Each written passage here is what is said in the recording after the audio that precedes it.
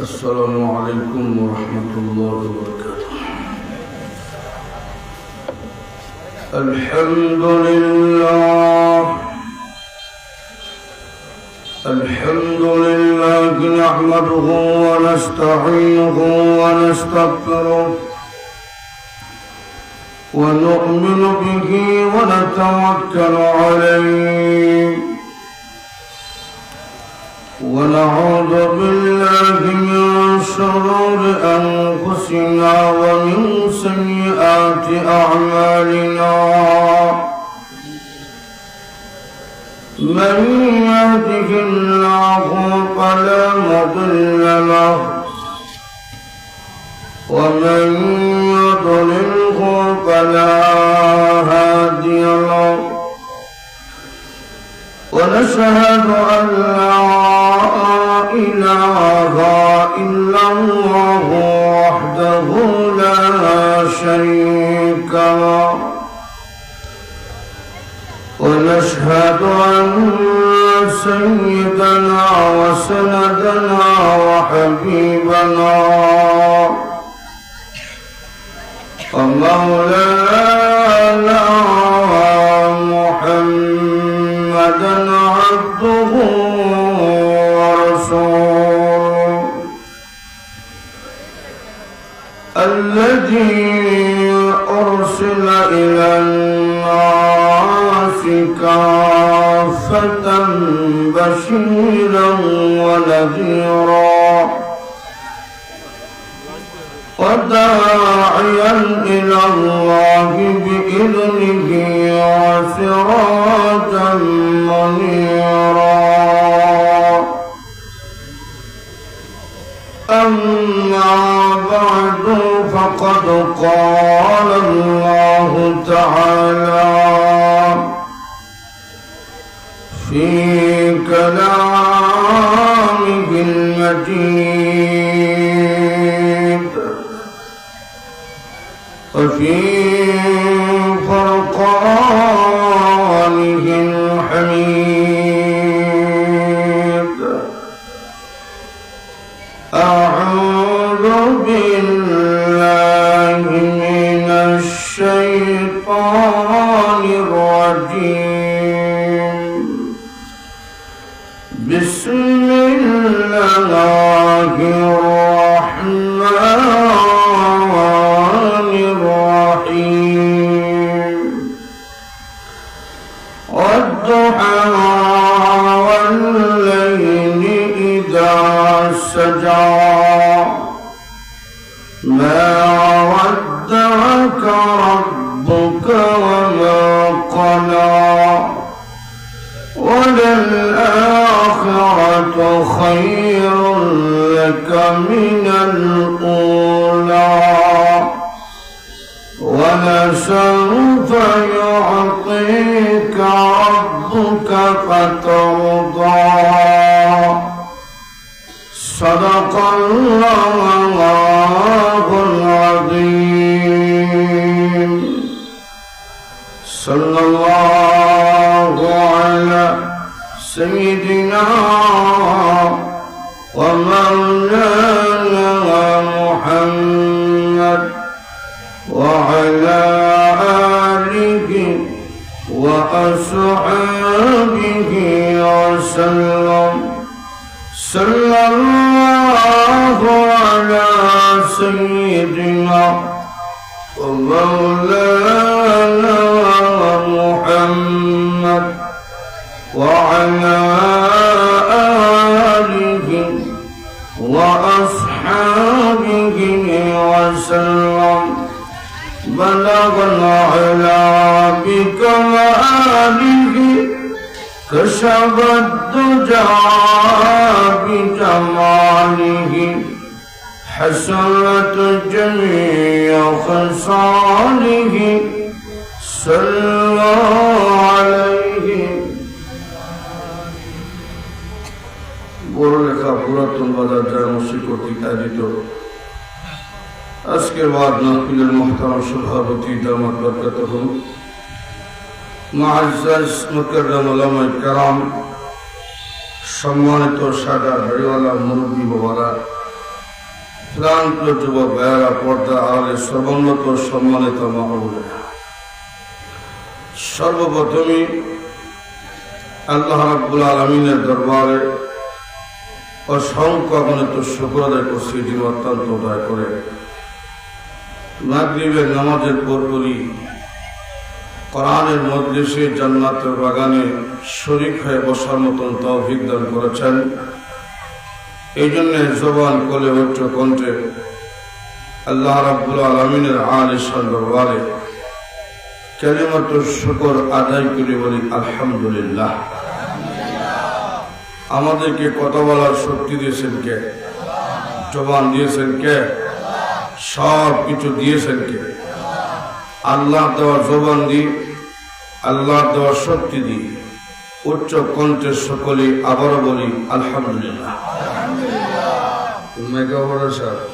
আপনি এখানে কয়েক লোক আছে, কয়েক জল বন্ধ করে দিন।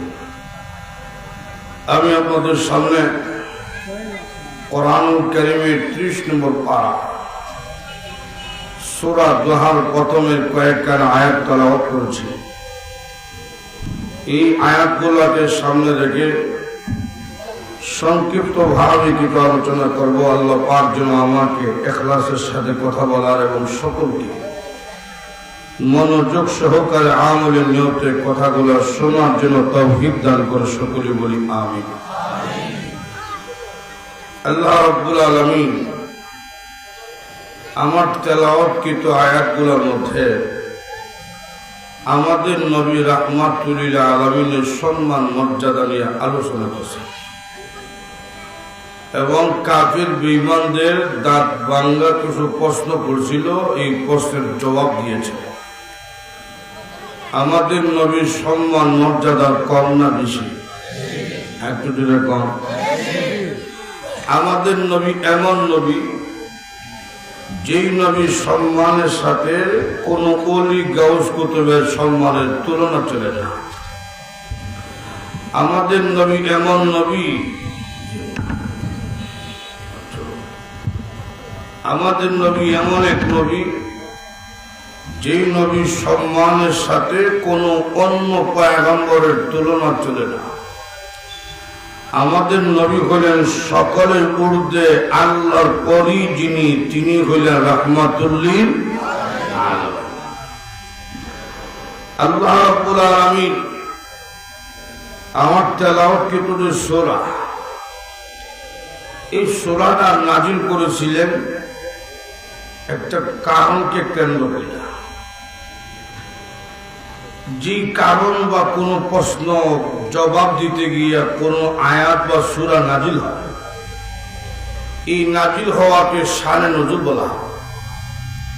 এই সূরার কয়েকটা শানে নজুল আছে, তোর মধ্যে প্রসিদ্ধ যে শানে নজুল, সেই শানে নজুলটা আপনাদের সামনে বলবো।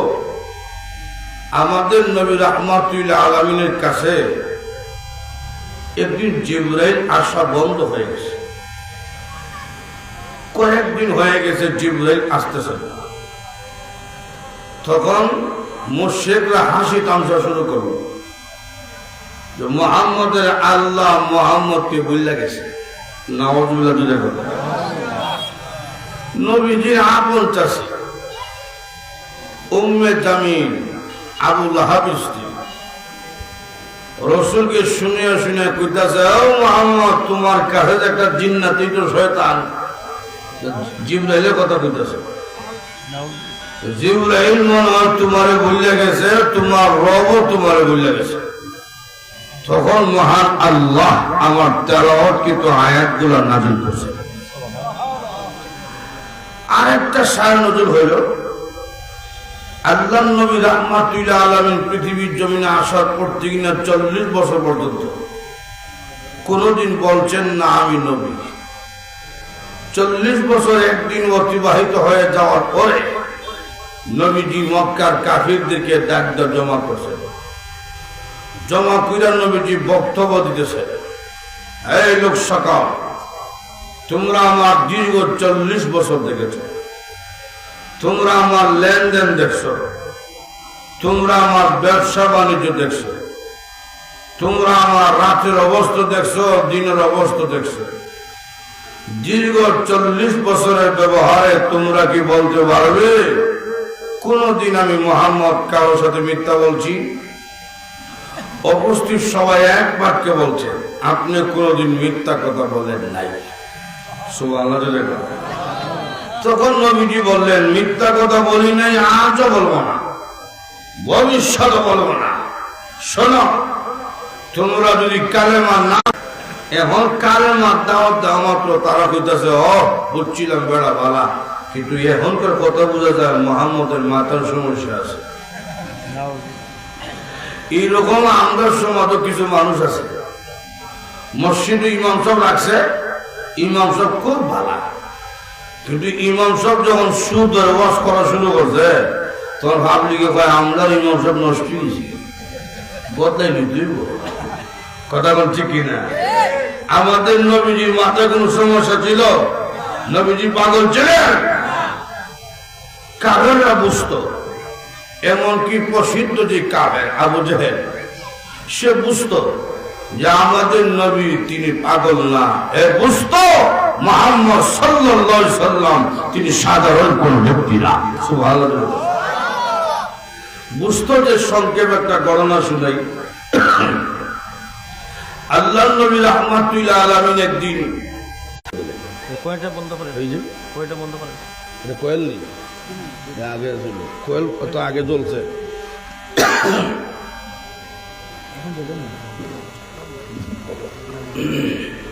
লক্ষ্য করে দেখেন, আবু জাহেল বুঝতো যে মুহাম্মদ সাল্লাল্লাহু আলাইহি সাল্লাম তিনি সাধারণ কেউ না।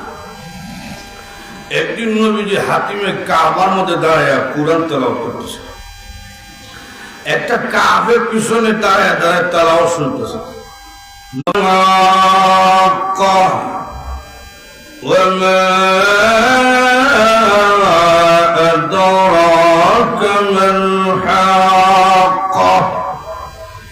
তেলাওয়াত শুনে কাফের বলতেছে মুহাম্মদ হাক্কা হাক্কা, এগুলো কি কইতেছে?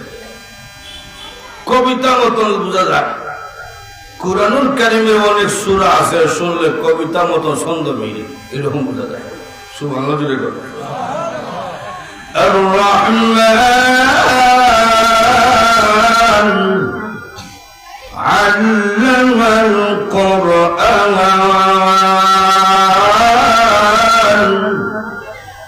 খালাকাল ইনসান। শিখলো কেমনে? কবি হইল কেমনে? মুহাম্মদ তো কোনদিন কারোর কাছে লেখাপড়া করছে না। শুধু আমাদের নবী না, কোন নবী রাসূল পৃথিবীর কারোর কাছে লেখাপড়া করেন না। সমস্ত নবী রাসূলের সেনায় মহান আল্লাহ ডাইরেক্ট ইলম দান করছে। তো রাসূলের জবান দা মহান আল্লাহ একটা আয়াত বের করছে, ইন্নাকুল কাউলু রাসূলিন কারীম।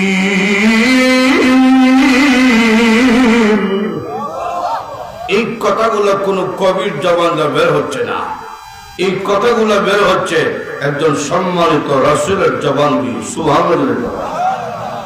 তখন কাফের বলতেছে মনে হয় কোন কবি মুহাম্মদকে লেখা দেয় আর মুহাম্মদের কণ্ঠের আওয়াজ ভালো, এই জন্য মুহাম্মদ সুর দেয়। নাউজুবিল্লাহ। তখন মহান আল্লাহ নবীজির জবান দিয়ে আরেকটা আয়াত বের করছে, কোন কবির কথা না। তখন সেই কাফের কয় কবির কথা না, তাহলে কার কথা? এই কথা তো বলছিল মনে মনে করবি, মনে হয় লেখা যায়। মনের কথা মোহাম্মদ জানো কেমনে? মোহাম্মদ জ্যোতিষী হয়ে গেছে। নাউজুবিল্লাহ। তখন নবীর জবান দিয়ে আল্লাহ আরেকটা আয়াত বের করছে, ওয়ালা বিকওলি কাহিন কলিলাম মা তাযাক্কারুন।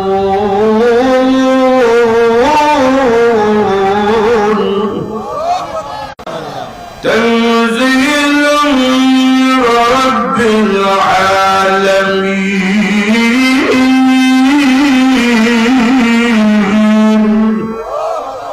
গোটা পৃথিবীর পাল্লেওয়ালার নাম কি?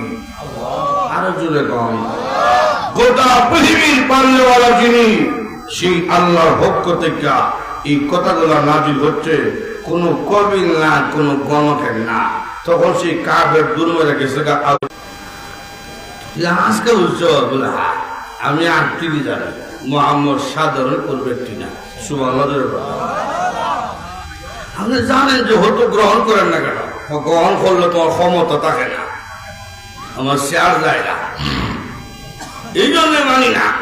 তাহলে আবুজেল বুঝতো নবীজি সত্য কথা, কোন ঠিক কিনা?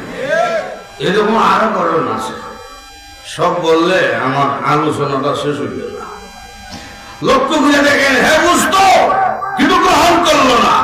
বরং নবীকে কেমনে থামানো যায়, নবীজির মিশন কেমনে বন্ধ করা যায়, নবীজির ইজ্জত সম্মান কিভাবে নষ্ট করা যায়, সেই চক্রান্ত করলো।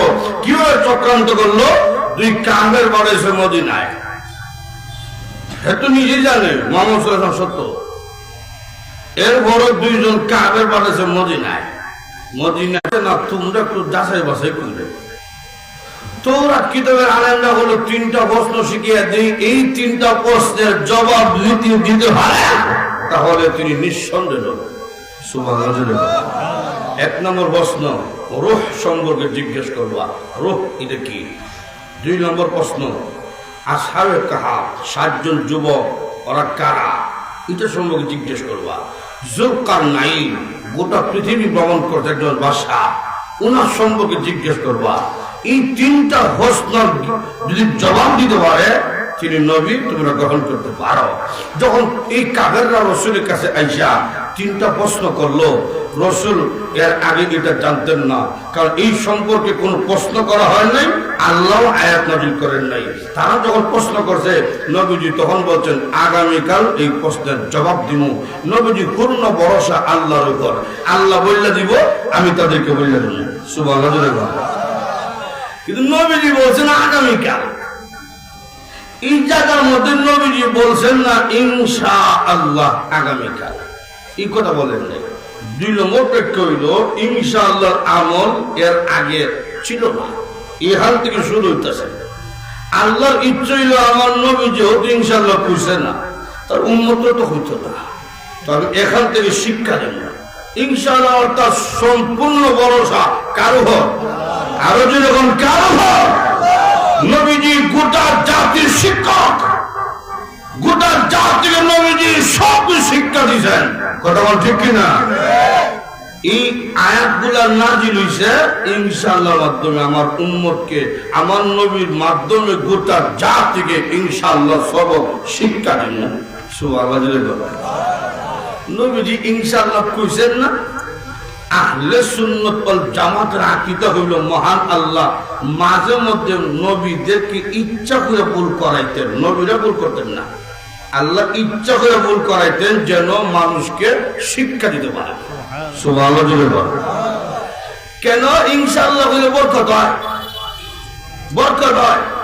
একবার বাজারে গেছে পুরো কিন্তু ওই ভাই কই যাও, ও বাজারে যাচ্ছি, খিদা লাগিয়া পুরো কিনতাম। এই ব্যক্তি বলতেছে ইনশাআল্লাহ হয়ে বাজারে যাও। কেন? তুমি গরু কিনবো না, ইনশাআল্লাহ কি দরকার, ভগবান আমার ঠিকই আছে। গেছে বাজার, গরু বাজার তো মানুষের অভাব নেই, খালি মানুষ সাধারণ মানুষ থাকে না, মাঝে মধ্যে ভোগের শুরু থাকে। ভোগের সুরে লম্বা ভোগের দেখে নিজেকে খাচ্ছে। গরুর দাম তো কইলে যখন ভোগের আপনিছে, এখন দেখা যায় ভোগেরও টেকা নাই। বাজার আর গরু কিন্তু পারছে না, বাড়িতে হাঁটতে হাঁটতে যায়, রিক্সা বড় ভোগেরও দেয়। ওই ব্যক্তি আবার লাগা বলছে, কি ভাই কই গেছিলেন? যে ইনশাআল্লাহ ভাই বাজারও গেছিলাম। কেল্লাকে গেছিলাম, ইনশাআল্লাহ ভাই গেছিলাম গরু কিনলাম। গরু কই যে ভাই ইনশাআল্লাহ ভাই ভোগের সুরে নিচে গা। এখন ইনশাআল্লাহ বলবো দিব, যে কোনো কাজের আগে ওয়াদা করার সময় আল্লাহর উপরে সম্পূর্ণ ভরসা, তাহলে মহান আল্লাহ এই কাজটা করাটা সহজ করে দিবেন, বরকত দিবেন। সুবহানাল্লাহ।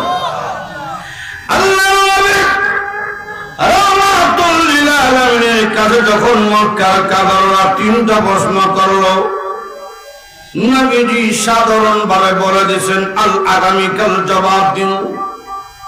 যদিও বলছেন আগামীকাল, মনে মনে পূর্ণ আস্থা আল্লাহ বলে দিব আজকে, আমি আগামীকাল বলে দেব তোমাদেরকে। কিন্তু আল্লাহ রাব্বুল আলামিন জিবরাইলকে বলছেন, জিবরাইল যাও না, আমার নবীকে ইনশাআল্লাহ সবক দিয়া দিন। আমার নবীর মাধ্যমে কিয়ামত পর্যন্ত পৃথিবীর মানুষরা এই আমলটা শিখবে। সুবহানাল্লাহ। জিবরাইল আসতেছেন না, 15 দিন পরে নবীজি পেরেশান, জিবরাইল কেন আসে না? নাকি জিবরাইল আসার রাস্তা ভুলে গেল? কাফেররা কয় আল্লাহ ভুলে গেছে, জিবরাইলও আসে না। 15 দিন পরে আল্লাহ রাব্বুল আলামিন সূরা দোহা নবীজির সম্মান মর্যাদা বয়ান করতে গিয়া এবং কাফেরের প্রশ্নের জবাব দিতে গিয়া মহান আল্লাহ রাব্বুল আলামিন 15 দিন পরে আমার তেলাওয়াতকৃত সূরা আল্লাহ নাযিল করে দিয়েছে।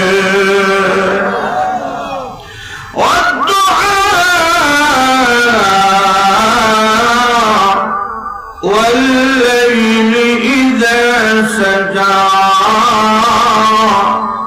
ما ودعك ربك وما قلى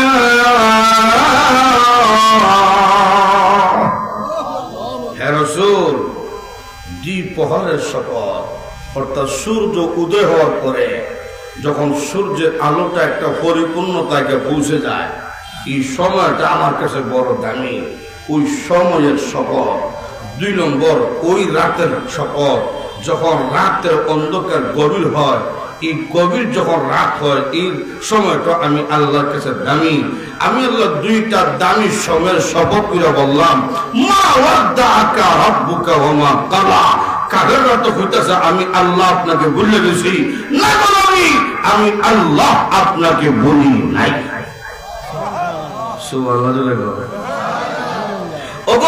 আমি বলি নাই, রাখো না। আমি কেন আমার নবীকে বলবো? আমি বলছি না। ওয়াদ্দুহার 2 নম্বর ব্যাখ্যা হইল, ওগো নবী আপনার চেহারার শপথ। সুবহানাল্লাহ। ওয়াদ্দুহা,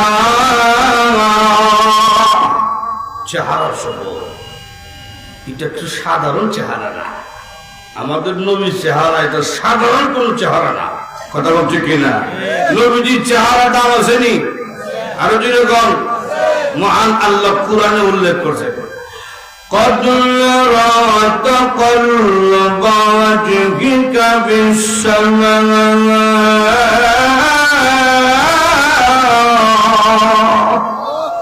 ওগো নবী, আপনি যখন আকাশের দিকে বারবার তাকান, আমি আল্লাহ আপনার চেহারার দিকে ভালোবাসার নজরে তাকাই। যে আল্লাহ নবীজির চেহারার দিকে মহব্বতের নজরে তাকায়, এই চেহারাটা আমার জানি।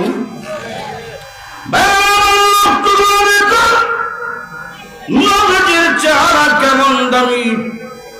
আল্লাহ রাব্বুল আলামিন দামি চেহারার শপথ করেছেন। নবীজির চেহারা মোবারক কেমন সুন্দর! আম্মা আয়েশা রাদিয়াল্লাহু আনহা বলে, দুনিয়ার মানুষেরা আমার নবীর চেহারা কি পরিমাণ সুন্দর ছিল শোনো। আয়েশা রাদিয়াল্লাহু আনহা বলেন, তোমাদের একটা সূর্য যা ফজরের আযানের পরে উদয় হয়, আমাদের একটা সূর্য আছে এশার আযানের পরে উদয় হয়। এর কথা অর্থ কি? আম্মা আয়েশা বলেন, দুনিয়ার মানুষের আমার নবী যখন এশার নামাজের পরে আমার ঘরের মধ্যে আসতেন, আসার পরে আমার ঘরের মধ্যে কোনো ল্যাম্প নাই, কোনো বাতি নাই, কিন্তু নবীজির চেহারা এত বেশি সুন্দর। নবীজির চেহারার সামনে আমি অন্ধকার রজনীর মধ্যে নবীজির চেহারার সামনে একটা সুইয়ের ছিদ্র দিয়ে সুতা ঢুকাইতে পারতাম। রাসূল যখন হুজরা শরীফে ঢুকতো, লাইট লাগতো না, নবীজির চেহারাটা লাইটে যেত বেশি পাওয়া। জান্নাতে অনুষ্ঠান হইব, মহান আল্লাহ যখন মানুষের সাথে দেখা করবো জান্নাতে, এইরকম অনুষ্ঠান, তো অনুষ্ঠান আলোকিত করার জন্য দেখেন লাইটের অভাব নাই। তো জান্নাতে যখন অনুষ্ঠান হইব কোনো লাইট নাই, নবীকে আল্লাহ পাক প্রধান অতিথির আসনে বসায় দিবেন, নবীর চেহারা লাইটের কাজ করবে, কোনো লাইট দরকার নেই। নবীর চেহারা সৌন্দর্য অন্ধকার দূর হয়ে যায়। সুবহানাল্লাহ। রাসূল আপনার চেহারা শপথ, ওয়াল্লাইলি ইযা সাজা, ওগো নবী আপনার কালো চুলের শপথ। দেখবেন যে মানুষগুলা লাল থাকে এদের চুল কিন্তু কালো থাকে না, কিন্তু আমাদের নবী তো সবচেয়ে বিশ্ব সুন্দর। আমাদের নবীর চেয়ে সুন্দর কোনো মানুষও নাই, কোনো নবীও নাই। সুবহানাল্লাহ। বেশি সুন্দর মানুষ যারা দেখবে এদের চুল একটু গোয়ামতি চুল, দেখে লাল লাল থাকে।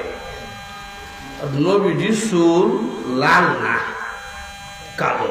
ওয়াল্লাইলি ইযা সাজা, আপনার খুব কালো চুলের শপথ। সুবহানাল্লাহ। চেহারা আলোকিত, আলোকিত চেহারার শপথ, কালো চুলের শপথ। মা ওয়াদ্দাআকা রাব্বুকা ওয়া মা ক্বালা, হে রাসূল আমি আল্লাহ আপনাকে ভুলি নাই। সুবহানাল্লাহ। 3 নম্বর ব্যাখ্যা হইল ওয়াদুহা। ইহুদিরা তো কাফেরদেরকে প্রশ্ন শিখিয়ে দিয়েছে, 3টা প্রশ্ন। ওগো নবী তারা কিন্তু ঠিকই জানে, ইহুদিরা দাবি করে মুসা নবীর উম্মত, তারা জানে মুসা নবীকে আমি আল্লাহ বিজয় দান করছিলাম, ফেরাউনকে পতন করেছিলাম। হে রাসূল আপনি বিজয় হবেন, মক্কার কাফেররা ধ্বংস হবে। সুবহানাল্লাহ। এখন মহান আল্লাহ রসুলকে 2টা সময়ের এবং 2টা জিনিসের শপথ করে বলছেন আমি আপনাকে বলছি না। এখন পুরস্কার দিয়েছেন 2টা পুরস্কার। ওয়ালাল আখিরাতু খায়রুল লাকা মিনাল উলা। এই আয়াতের 2টা ব্যাখ্যা আছে। 1 নম্বর ব্যাখ্যা হইল নবীজি আপনার রাগ করেন না, মনে কষ্ট নিয়েন না, আমি আপনাকে বলি নাই। নবীজি বলি নাই কথা দিয়ে শেষ না, আমি আল্লাহ আপনাকে খুশি করার জন্য আয়াত নাজিল করে জানিয়ে দিলাম। নবীজি আপনার দুনিয়ার জীবনের চাইতে আখিরাতের জীবন হলো উত্তম। সুবহানাল্লাহ। নবীজি দুনিয়ার জমিনে যে কষ্ট করেন আখিরাতে আর কষ্ট নাই। 2 নম্বর ব্যাখ্যা নবীজি মক্কার জীবন থেকে মাদানী জীবন হলো আপনার উত্তম। সুবহানাল্লাহ। মক্কার জমিনে কাফেররা আপনার কষ্ট দেয়, বড় যন্ত্রণা দেয়, আপনি কষ্ট আছেন। নবীজি মক্কি জীবনের চাইতে মাদানী জীবন থাকবে উন্নত।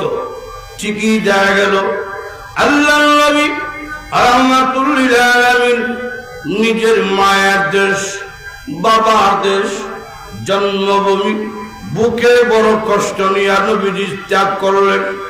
আল্লাহর নবী রাহমাতুল লিল আলামিন যখন হিজরত করে মক্কা থেকে মদিনা যায়, যাওয়ার সময় নবীজি বারবার খানে কাবা ঘরের দিকে তাকায়, এই মক্কা তোকে ছেড়ে যেতে আমার মন চায় না, কারণ তার জমিনে আল্লাহর ঘর খানে কাবা দাঁড়িয়ে আছে। এটা এমন একটা ঘর যেই ঘরের দিকে তাকাইলে 120টা রহমত নাজিল হয়। মক্কা তোকে ছেড়ে যেতে মন চায় না, তোর জমিনে আমার বাবার জন্ম, তোর জমিনে আমার বাবার জন্ম, তোর জমিনে আমার জন্ম, তোর জমিন হলো আমার জন্মভূমি, কিন্তু তোর নাগরিক আমারে থাকতে দিল না। আল্লাহ রাব্বুল আলামিন আমাকে আদেশ করছেন যেন হিজরত করি।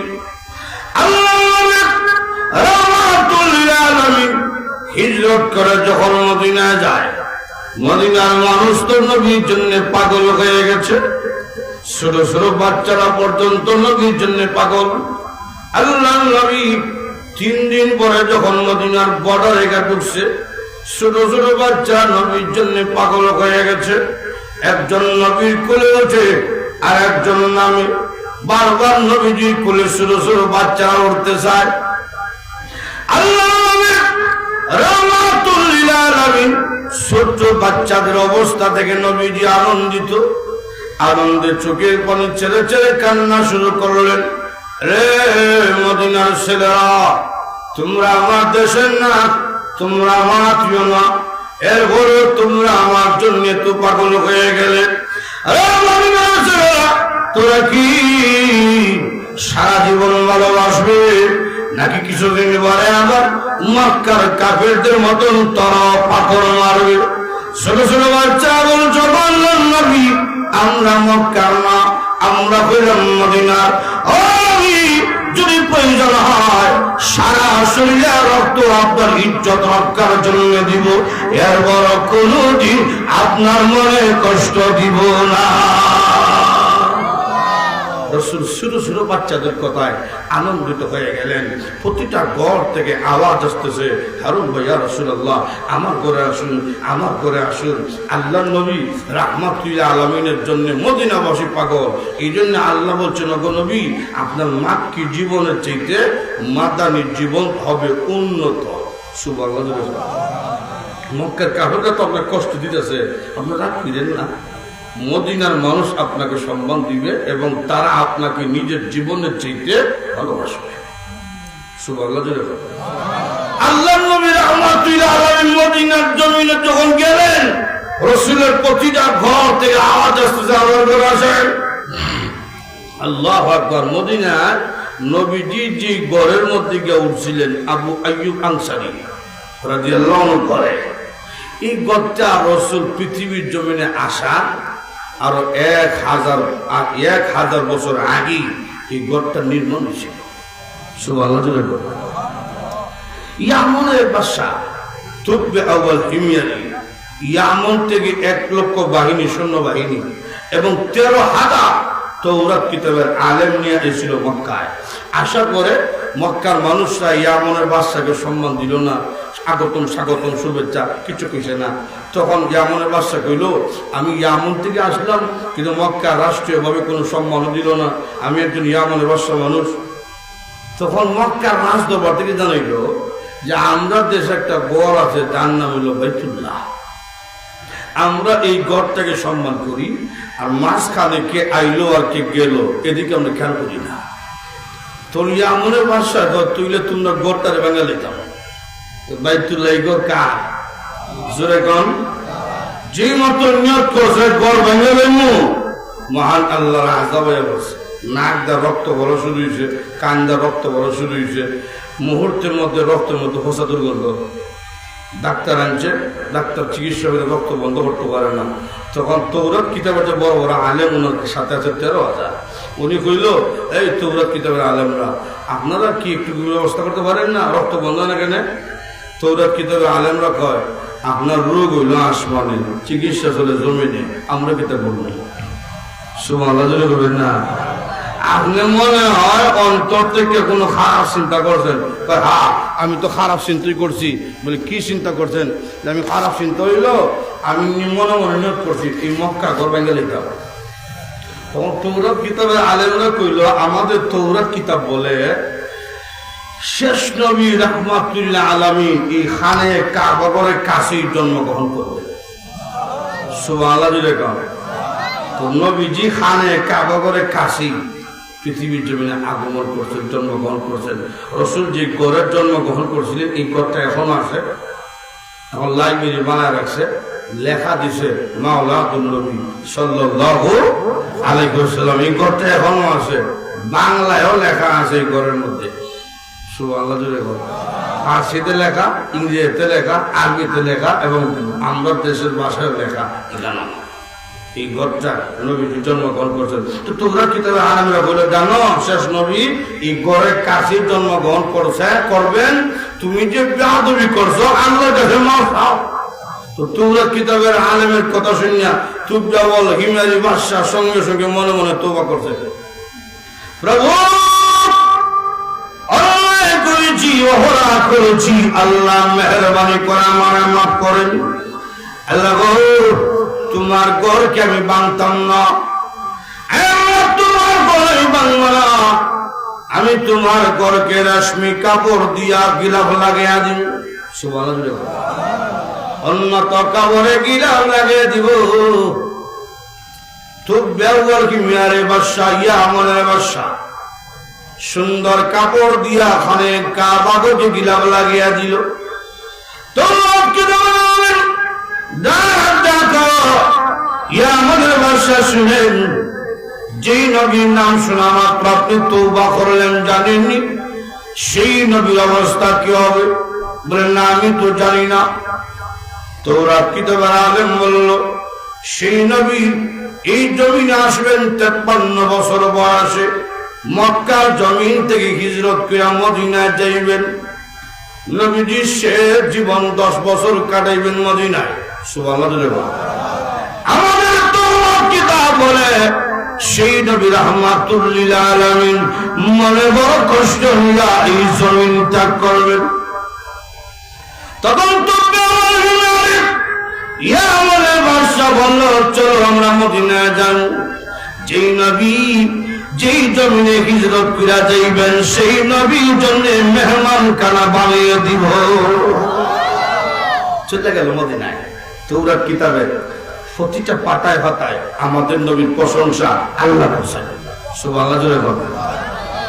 যেই জায়গার মধ্যে নবীজি হিজরতের রাতে উঠছিলেন, হিজরত করে মদিনায় গিয়া আবু আইয়ুব আনসারী করে, এই জায়গার ফাতর তাওরাত কিতাবে আলেমরা পরীক্ষা করতেছে দুলাবাবু হাতায়।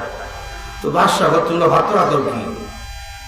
তাওরাত কিতাবের মধ্যে আল্লাহ পাক ফাতরের বর্ণনা করছেন, নবীজি যেই জায়গার মধ্যে আইয়া উঠবেন এই জায়গার ফাতর কেমন হবে। সুবহানাল্লাহ। আমাদের কিতাব বলতেছে শেষ নবী রাহমাতুল লিল আলামিন এই জায়গার মধ্যে আসবেন। সুবহানাল্লাহ। তাওরাত কিতাবে আলেমের কথা শুনে তোমার মনে কি কয়?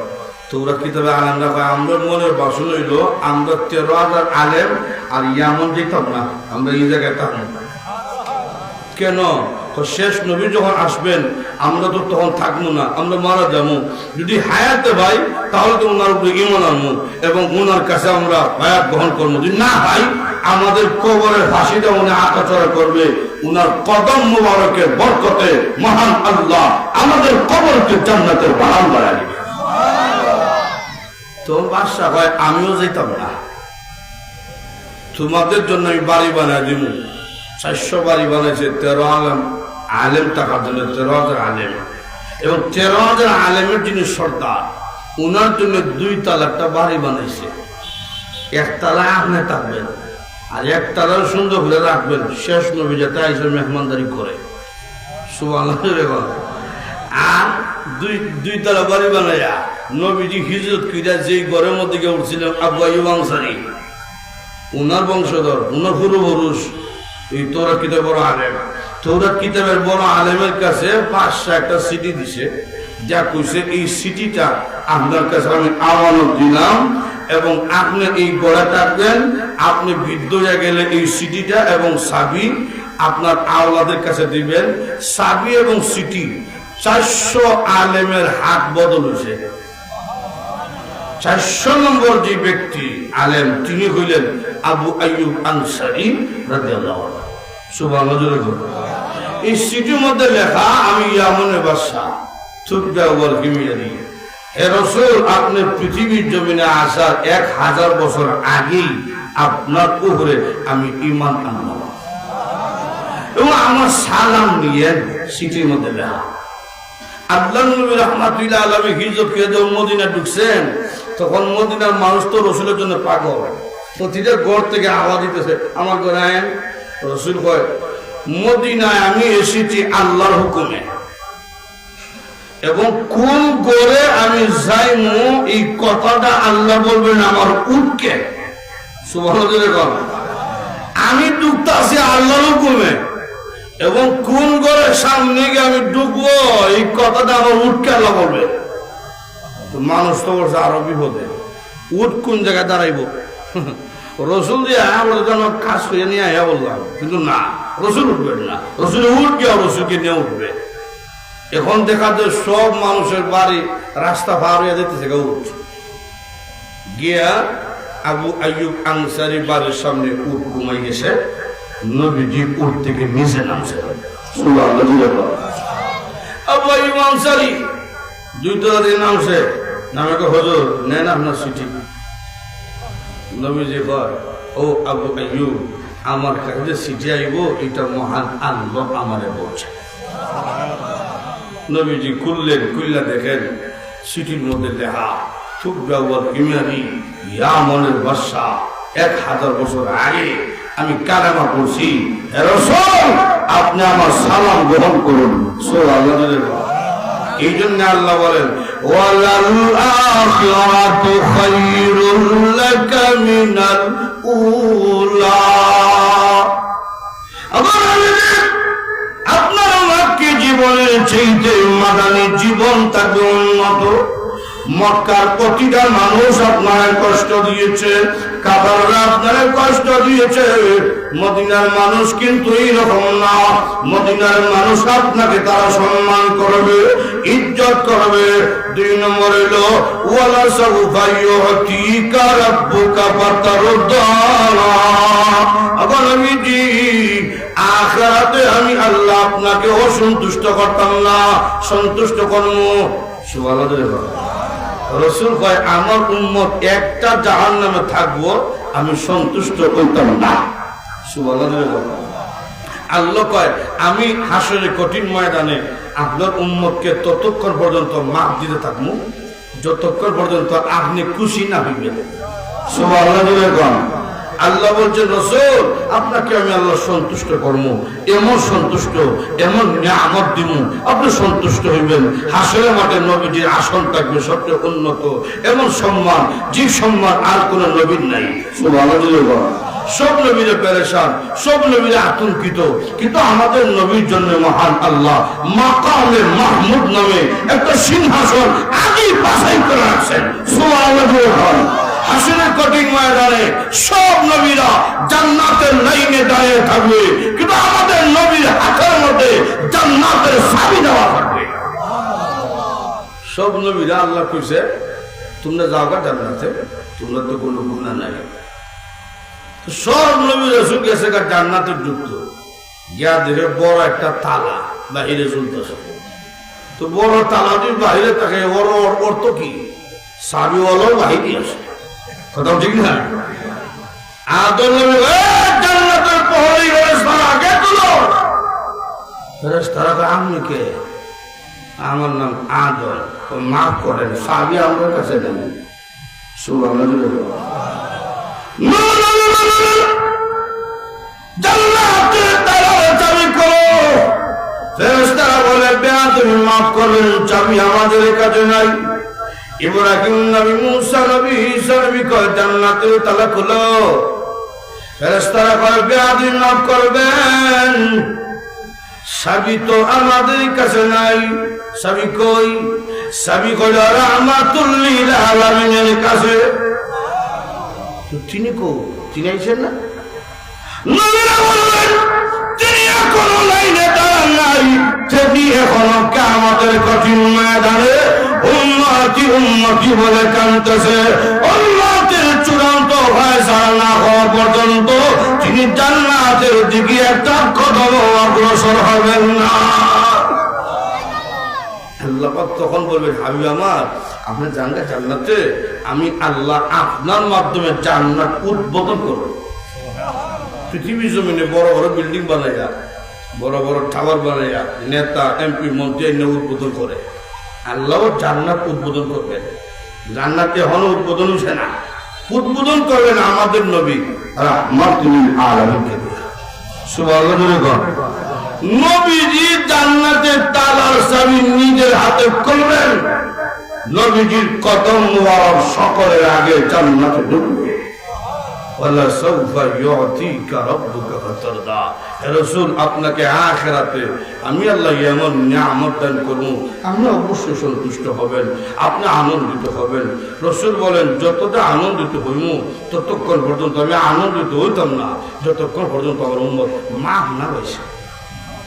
রাসূলকে আল্লাহ পাক বলছেন আপনার উম্মতকে কি পরিমাণ মাফ দিব জানেন না? একদিন নবীজি দোয়া করতেছে আল্লাহুম্মা উম্মতি আল্লাহুম্মা উম্মতি আল্লাহুম্মা উম্মতি। এর অর্থ হইল আল্লাহ আমার উম্মত, আল্লাহ আমার উম্মত। রসুল উম্মত কি বুঝাইতে চায় এটা আল্লাহ বলে বুঝে বুঝে। আল্লাহকে কি বন্ধু বন্ধুরে কিছু বিশ্বাস করা লাগে? আল্লাহ আমার উম্মতে জাহান্নামে দিও না। আল্লাহ ডাক দেখো নবী আমার আপনার উম্মত থেকে 70,000 উম্মতকে আমি আল্লাহ বিনা হিসাবে জান্নাত দেব। সুবহানাল্লাহ জোরে বলেন। দোয়া শেষ, হুজরা শরীফে প্রবেশ করছেন হযরত উমর রাদিয়াল্লাহু আনহু। প্রবেশ করার পরে রাসূলের চেহারা আনন্দিত, দাঁত মোবারক বের হয়ে গেছে, হাসতেছেন। হযরত উমর কই, ইয়া রাসূলুল্লাহ, চেহারা বোঝা যায় মনে হয় আল্লাহর পক্ষ থেকে কোন সুসংবাদ পাইছে। রাসূল কে হ্যাঁ, যেমন তেমন সুসংবাদ না। কি সুসংবাদ? আল্লাহ আমাকে বলছেন আমার উম্মত থেকে 70,000 উম্মতকে বিনা হিসাবে আল্লাহ জান্নাত দান করবে। কোনো প্রশ্ন করতো না, একমাত্র আমাদের নবীর উম্মতকে, উম্মতে মুহাম্মদী, মুহাম্মদ সাল্লাল্লাহু আলাইহি ওয়াসাল্লাম উম্মত হওয়ার